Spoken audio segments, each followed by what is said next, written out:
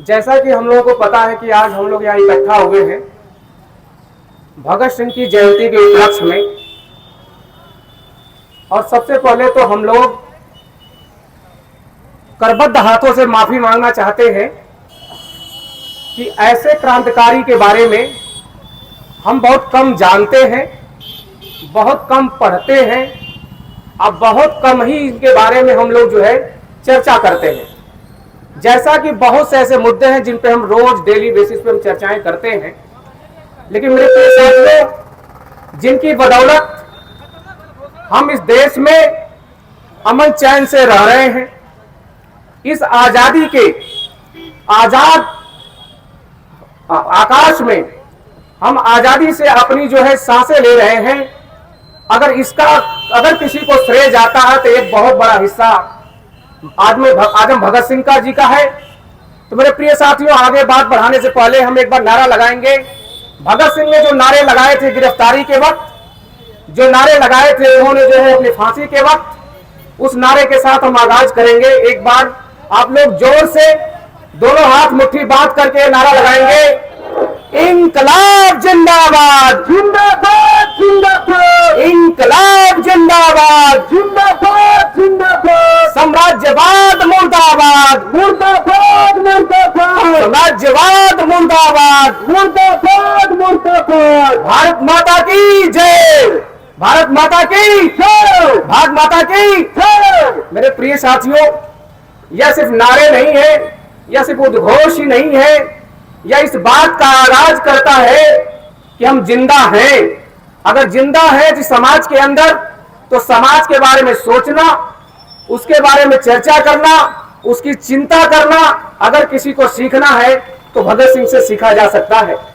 मेरे प्रिय साथियों, भगत सिंह सिर्फ एक व्यक्ति नहीं, एक विचार है। उन विचारों को दबाने के लिए, उन विचारों को खत्म करने के लिए लाख साजिशें की गई, लाख बम बारूदों से उड़ाने की कोशिश की गई, लेकिन निरंतर ये विचारधारा जो भगत सिंह की अपनी विचारधारा है, उन विचारधाराओं को लाल झंडे के बैनर तले, जहां पे आज तमाम सियासी दल है, लेकिन किसी सियासी दल की इतनी हिम्मत नहीं है कि चौराहे पे खड़े होकर के भगत सिंह के बारे में दो बातें कर सके, क्योंकि उन्होंने किसी को बख्शा नहीं है। सिर्फ अगर किसी की चर्चा की है तो हमारे समाज की चर्चा की है, हमारे जो समाज में जो गरीब गुरबा है उनकी चर्चा की है। अक्सर हमारे बीच गलतफहमियां ये पैदा हो गई है कि भगत सिंह सिर्फ बम और बारूद की बातें करते थे, लेकिन नहीं साथियों, ऐसा कुछ भी नहीं है कि बम बारूद की बातें करते थे। बम बारूद से सिर्फ बातें इतनी की जाती थी कि जो बाहरी और गूंगी सरकारें हैं या जो संस्थाएं हैं, ये हमारी बातों को सुन सके। भगत सिंह ने जब जलियांवाला बाग हुआ था, उस समय में भी जब उन्होंने बम फोड़ा था तो एक ऐसी जगह पे फोड़ा था जहां पर जो कि कोई व्यक्ति वहां पे बैठा नहीं था। उस मीटिंग में ऐसी जगह पर उन्होंने बम फोड़ा जिससे कि किसी की क्षति ना हो, किसी की जान माल की क्षति ना हो। वो बड़े शांतिप्रिय व्यक्ति थे, लेकिन अपनी बातों को पहुंचाने के लिए, जैसे कोई सरकारें अगर कान में पूरी तरह से अपने कान बंद करके बहरी बन जाए तो उनको सुनाने के लिए धमाकों की जरूरत होती है। तो भगत सिंह पहले से एक प्लान किए थे कि हमारा किसी को क्षति पहुंचाना मकसद नहीं है, लेकिन इस गूंगी बहरी जो ये अंग्रेजी हुकूमत है उसको बताना जरूरी है कि हमारे ऊपर अत्याचार बंद करो और हमारे देश को छोड़ के चले जाओ। मेरे प्रिय साथियों, अगर मैं सिर्फ इतनी बात करूं, यदि मैं भगत सिंह के बारे में कि भगत सिंह सिर्फ बम बारूद की बातें करते थे या सिर्फ कर लीजिए कि सिर्फ उकसाने की बातें करते थे, तो ऐसा बिल्कुल नहीं है। वो बहुत ही शांतिप्रिय व्यक्ति थे और वो कहते थे कि क्रांति कभी भी बम बारूद और तलवारों से नहीं आती है, क्रांति हमेशा कलमों से आती है। अगर हमारी कलम मजबूत रहेगी तो क्रांतिकारी हमेशा जो है जिंदा रहेंगे। और कभी भी जीवन में अगर कभी भी कोई समस्या आएगी, अगर हमें डिग्निटी और सम्मान के साथ जीना है तो अपने कलम को मजबूत करना पड़ेगा। मेरे प्रिय साथियों, इन लोगों की कुर्बानी के बाद जब हमारा देश आजाद होता है 1947 में, तो जब हमारा संविधान लिखा जाता है तो सबसे बड़ा जोर दिया जाता है हमारी कलम की ताकत पे। मेरे प्रिय साथियों, अगर हम भगत सिंह की बात करें तो जिस उम्र में हम लोग इस बात की भी चर्चा नहीं करते हैं कि हमें बनना क्या है, हम करेंगे क्या, इस बात को लेकर कंफ्यूज रहते हैं। उस वक्त में भगत सिंह ने एक ऐसा कौम की संरचना का आपने ख्वाब देखा, एक ऐसा समाज का ख्वाब देखा जिसमें सभी लोग अमन चैन से रह सके और एक ऐसा देश बन सके जिसमें किसी प्रकार का कोई नफरत न हो। और कम से कम दर्जनों किताबें उन्होंने लिखा उसी 23 साल की उम्र में। मेरे प्रिय साथियों, भगत सिंह के बारे में चाहे जितनी भी चर्चाएं कर ले वो कम से कम है, लेकिन सबसे बड़ी दुर्भाग्य की बातें ये है कि दोस्तों, जिस मकसद के साथ हमें आजादी मिली उस मकसद को आज की सरकारें, आज की हुकूमतें उसे दर बदर कमजोर करती जा रही हैं। मेरे प्रिय साथियों, उन्होंने दो चीजों के बारे में सख्त टिप्पणी करते थे। एक तो इनकी तानाशाही के बारे में, दूसरा जब हम उस दौर में उनका जन्म हुआ था, जब 1905 में बंगाल का विभाजन हुआ, 1906 में मुस्लिम लीग की स्थापना होती है, उस समय पे उनका जन्म हुआ 1907 में। 28 सितंबर 1907 को पंजाब में उनका जब जन्म होता है, उस समय पे अंग्रेजी हुकूमत को फूट डालो और राज करो की जो नीति बहुत अच्छी तरह से फल फूल रही थी, जिसका परिणाम था कि मुस्लिम लीग का बनना और साथ ही साथ 1905 में बंगाल का विभाजन का होना। ये पूरी अच्छी तरह से अंग्रेज अपनी नीतियों में कामयाब हो रहे थे। उस वक्त में जन्मा ये शख्स इस बात की तस्दीक करता है कि आने वाला समाज हमारा कैसा बनेगा। मेरे साथियों, ये भगत सिंह की अगर बात करें तो वो जितनी मजबूती से वो कलम की बात करते थे, शायद उतनी मजबूती से तलवार की बात कभी नहीं किए। 1905-1907 के बाद ही हमारे देश में गरम और नरम दल की स्थापना होती है। अब गरम और नरम दल के साथ में उस समय तक असहयोग आंदोलन चल रहा था। असहयोग आंदोलन में जो है गांधी जी के साथ में कदम से कदम मिला करके हमारे क्रांतिकारी चलने का काम कर रहे थे। हमें लगता था उस वक्त के दौर में कि 2-4-5 साल में हमको आजादी मिल जाएगी, लेकिन उस समय का एक चौरी चौरा कांड जो होता है, उस समय के जो कांड होते हैं उसमें एक हिंसक घटनाएं होती है। और उस घटना के बाद जो गांधी जी थे अपना असहयोग आंदोलन वापस ले लेते हैं और उससे क्षुब्ध होकर के हमारे क्रांतिकारियों ने कहा कि केवल एक घटना की वजह से अगर आप इसको वापस कर रहे हैं तो हम इससे सहमति नहीं जताते हैं। उसी समय मेरे दोस्तों, गर्म और नरम दलों में हमारा जो है पूरी तरह से पूरा हमारा क्रांतिकारी कौम था वो बढ़ जाता है और उसमें जो है एक बहुत अग्रिम भूमिका गर्म दल में भगत सिंह निभाते हैं। मेरे प्रिय साथियों, गर्म दल का बिल्कुल मतलब नहीं है कि बम बारूद की बात करो। गर्म दल का बिल्कुल मतलब नहीं है किसी को मार दो, पीट दो, काट दो। गर्म दल का सिर्फ इतना मतलब था अपने मुद्दों को हमें जहां तक पहुंचाना है, अगर उसको पहुंचाने के लिए अगर कुछ कड़ा कदम उठाना पड़े तो उसको भी उठाना पड़ेगा, उससे हम पीछे नहीं हटेंगे। और जब भगत सिंह का मानना यह था क्रांतिकारियों को तो मरना ही पड़ता है, बिना मरे जैसे जैसे क्रांतिकारी शहीद होते हैं वैसे वैसे उनका आंदोलन मजबूत और सशक्त होता है।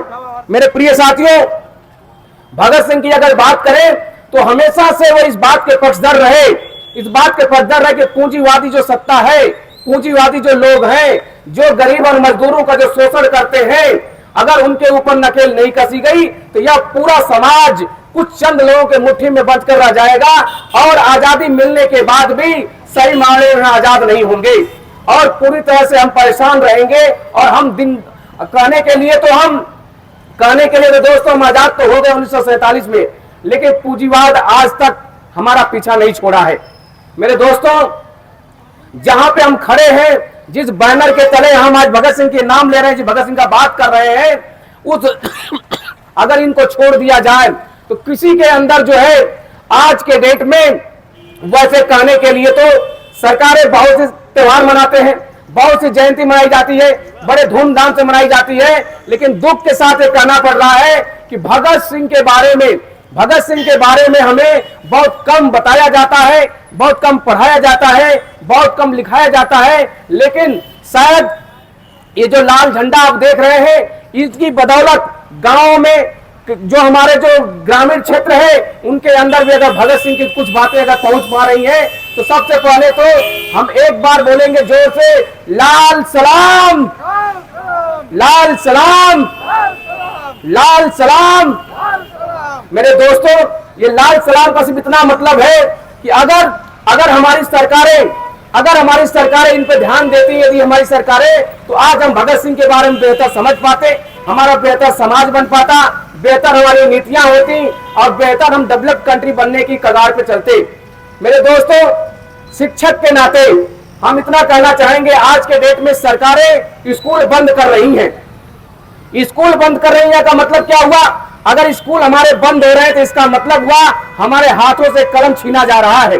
जिसके पक्षधर थे भगत सिंह कि हमारी कलम मजबूत होनी चाहिए, अगर हमारी कलम में ताकत होगी तो हम क्रांतिकारियों की गाथाएं लिखते और पढ़ते रहेंगे। मेरे दोस्तों, हम लोगों को संविधान में ढेर सारे फंडामेंटल राइट्स मिले हैं, जैसा कि 6 फंडामेंटल राइट्स के बारे में बातें होती हैं, लेकिन 6 फंडामेंटल राइट्स के साथ साथ हमारे पास कुछ ड्यूटीज भी दी गई हैं। उस ड्यूटीज के तहत हमें अपने क्रांतिकारियों के बारे में जानना, हमने क्रांतिकारियों के बारे में पढ़ना, हमारे क्रांतिकारियों ने क्या हमारे लिए किया, इनके बारे में जानना भी हमारी ड्यूटी है, हमारा कर्तव्य है। अगर हमें इतने सारे अधिकार मिले इनके बलिदानों की वजह से, तो हमारी जिम्मेदारी है कि हम इस कर्तव्य को भी निर्वहन करें कि हम अपने क्रांतिकारियों को जाने, उनको विचारों को समझें, उनके विचारों के बारे में लोगों तक बातें और चर्चा करें। मेरे दोस्तों, जैसा कि आपको पता होगा कि हमारी सरकारों ने इस बात का मुहिम छेड़ रखा है कि हम स्कूलें बंद करेंगे, हम शिक्षा किसी को नहीं देंगे। इसलिए मेरे दोस्तों, इसलिए ये कलम छीनी जा रही है आपसे, ताकि जो है आप बात न कर पाए, आप अपने क्रांतिकारियों को पढ़ न पाए, क्रांतिकारियों की बातों को समझ न पाए कि हमारे क्रांतिकारियों ने अपने जान की जो बाजी लगाई थी, अपने सीने पे जो डायरेक्ट गोली खाई थी, वह किस मकसद के साथ खाई थी, किन इरादों के साथ खाई थी, उनका मकसद क्या था, उसको समझने में हम विफल रहे। और जैसा कि ये सत्ता जिस हिसाब से चाहे उस हिसाब से हमको चला सके, हम कोई सवाल न कर सके, इसलिए हमारे हाथों से कलम छीनी जा रही है। और कलम छीनने की प्रक्रिया में आपको पता होगा ढेर सारे स्कूल बंद किए जा रहे हैं।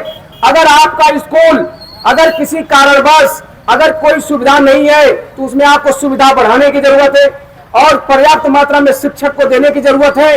अगर आप शिक्षक नहीं दे पा रहे हैं, अगर आप शिक्षा की का जो है प्रबंध नहीं कर पा रहे हैं, तो फिर एक छोटी सी जो कि हमारी फंडामेंटल राइट्स है, यह हमारा मौलिक अधिकार है, जिसको भगत सिंह ने, बाबा साहब ने या फिर जितने भी क्रांतिकारियों ने सुनिश्चित किया था कि हर बच्चा को लिखना चाहिए, हर बच्चे को पढ़ना चाहिए। अगर पढ़ेंगे लिखेंगे तो हम लोगों की चालाकियों में नहीं फंसेंगे, लोगों के धूर्तई से हम बचे रहेंगे और अपने जो वोट का अधिकार है, जो हमारे वोट का अधिकार है, जैसा कि आप जानते होंगे, वोट के अधिकार पर भी एक बहुत बड़ा सवालिया निशान है। अगर इन सबों की रक्षा अगर हम नहीं किए, तो जो भगत सिंह द्वारा दी गई कुर्बानी है, वो कुर्बानी भी हमारी व्यर्थ चली जाएगी। मेरे साथियों, अगर बात करें भगत सिंह के बारे में, तो भगत सिंह के बारे में अगर चर्चाएं करें, तो यह जो है वर्षों का संघर्ष सिर्फ 2-4 मिनट या 10 मिनट में खत्म नहीं हो सकता। अगर इनके बारे में बात करें, भगत सिंह के बारे में, तो भगत सिंह ने जब वो जेल के अंदर रहे तो भी अंग्रेज उनसे परेशान रहे, जब जेल के बाहर रहे तो भी उनसे परेशान रहे। उनको ये समझ नहीं आता था कि भाई भगत सिंह को रखा कहां जाए। जब वो जेल में थे तो भी पढ़ाई का काम करते थे, जब उनको जेल में बंद किया गया दोस्तों, तो उनका सिर्फ एक ही डिमांड थी कि हमें राजनीतिक कैदियों की तरफ व्यवहार किया जाए, किसी प्रकार के किसी जो अपराधियों की तरह व्यवहार न किया जाए। राजनीतिक कैदियों का क्या मतलब है दोस्तों? राजनीतिक कैदी का मतलब है कि हमें अखबार मुहैया कराया जाए, हमें जो है कलम मुहैया कराया जाए, हमें कॉपी मुहैया कराया जाए, हमें किताबें मुहैया कराई जाए। और जब भी मेरे दोस्तों, जब भी वो जेल में बंद थे तो सिर्फ लिखने पढ़ने के सिवाय और कोई कार्य नहीं करते थे, लिखते थे, पढ़ते थे। इसी बीच में दोस्तों, जब भी वो जाते थे, बताया जाता है कि जब भी जो रहते थे जो अपने जो जेल के सेल में, तो हमें तो कुछ न कुछ किताबें पढ़ते रहते थे। खास करके बताया जाता है कि लेनिन को पढ़ने के लिए, जैसा कि साम्राज्यवाद के खिलाफ अगर मजबूत आवाज कोई है, अगर उन आवाजों को अगर समझ पाए, तो लेनिन की किताबों को पढ़ते वक्त ही उन्होंने अपनी शहादत दी थी। मेरे दोस्तों, अगर हम चर्चाएं करें तो चर्चाएं खत्म होने वाली नहीं है, लेकिन इसको ऑर्गेनाइज तरीके से हम चाहेंगे कि अगली बार से, चूंकि ये हमारी भी गलती, हम लोगों की भी गलती है कि हम चीजों को सुनियोजित तरीके से, चाहे 10 ही लोग हो, 5 लोग हो, 15 लोग हो, 20 लोग हो, उसको सुनियोजित तरीके से हम कर नहीं पा रहे हैं। ये भगत सिंह के साथ नाइंसाफी है, उनके कुर्बानियों के बारे में नाइंसाफी है। अगर हम चाहते हैं कि हमारी बातें लोगों तक पहुंचे, भगत सिंह की बातें लोगों तक जाएं, और भगत सिंह हमारे बीच मुकम्मल तरीके से तैयार हो सके और हमारे बच्चों के अंदर वो जो वैल्यूज है, जो हमारे राष्ट्रीयता की जो वैल्यूज है, जो हमारे क्रांतिकारी जो शहीदों की वैल्यूज जो पहुंच सके, इसके लिए हमें ऑर्गेनाइज तरीके से मंच लगाना चाहिए, जैसे तरह तरह के जो है चीजों में मंच लगाया जाता है। मेरे प्रिय साथियों, जब उनकी गिरफ्तारी की गई तो उन्होंने एक ही नारा दिया, तो चाहते तो बम फोड़ के भाग सकते थे। इसके पहले भी बहुत से ऐसे ऐसे कारनामे किए थे लोगों ने और वहां से बच के निकल चुके थे। लेकिन जब उन्होंने असेंबली में बम फेंका, तो असेंबली में बम फेंकने के दौरान उन्होंने तय किया था हम यहां से भागेंगे नहीं। अगर हम भागेंगे नहीं, हम अपनी गिरफ्तारी देंगे। गिरफ्तारी देने से होगा क्या?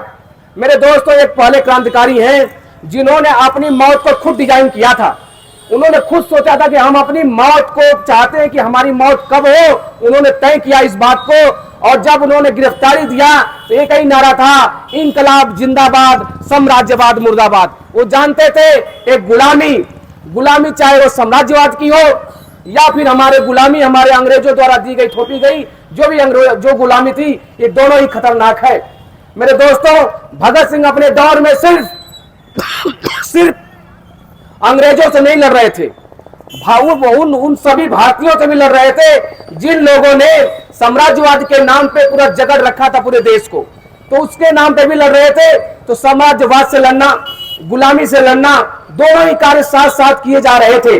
मेरे दोस्तों, जब उनकी गिरफ्तारी होती है, गिरफ्तारी के बाद उनको मानना था अगर हम गिरफ्तारी देंगे, अगर हमारी शहादत होती है, अगर हमें फांसी दी जाती है, क्योंकि इस देश को आजाद कराने के लिए सिर्फ एक भगत सिंह काफी नहीं है।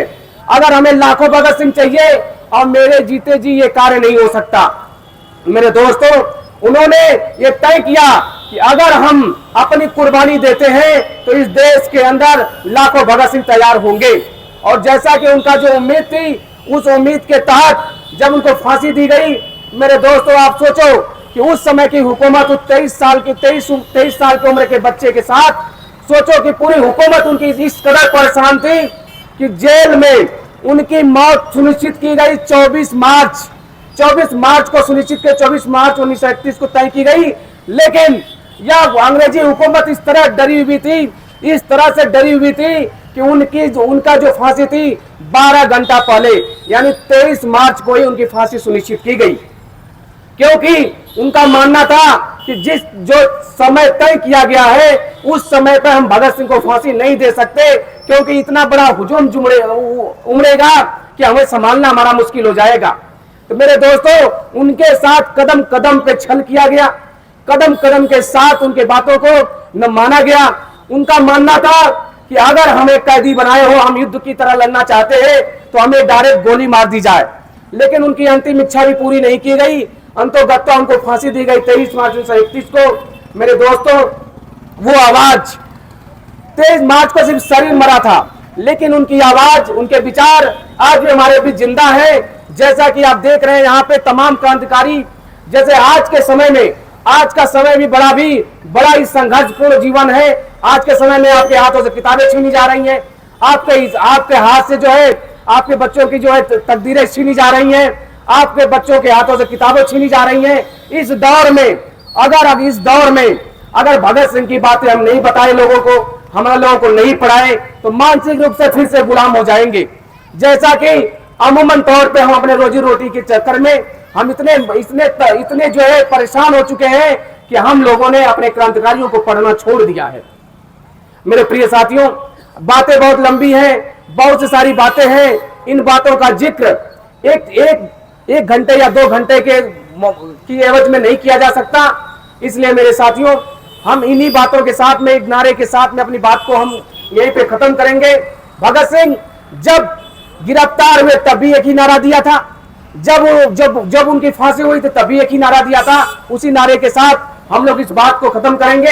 एक बार फिर से हम लगाएंगे नारा भगत सिंह का, गिरफ्तारी के समय का नारा, अपने शहादत के समय का नारा, इंकलाब जिंदाबाद, इंकलाब जिंदाबाद, इंकलाब जिंदाबाद, साम्राज्यवाद मुर्दाबाद, साम्राज्यवाद मुर्दाबाद, साम्राज्यवाद मुर्दाबाद। धन्यवाद दोस्तों। भारत माता की जय। सभा की समाप्ति। इन्हीं बातों के साथ में जैसा कि हमारे सभी साथी लोग ने आपको भगत सिंह के बारे में जो भी चर्चाएं हो सकती थी इन छोटे से समय में आप लोगों को दिए हैं, और हम अपने इस आज की जो है इस सभा का इस समापन की घोषणा करते हैं। और हम कोशिश करेंगे अगली बार से ऑर्गेनाइज तरह से हम इस मंच को लगाएं और बेहतर तरीके से अपनी बातों को आप लोगों तक पहुंचाएं। धन्यवाद।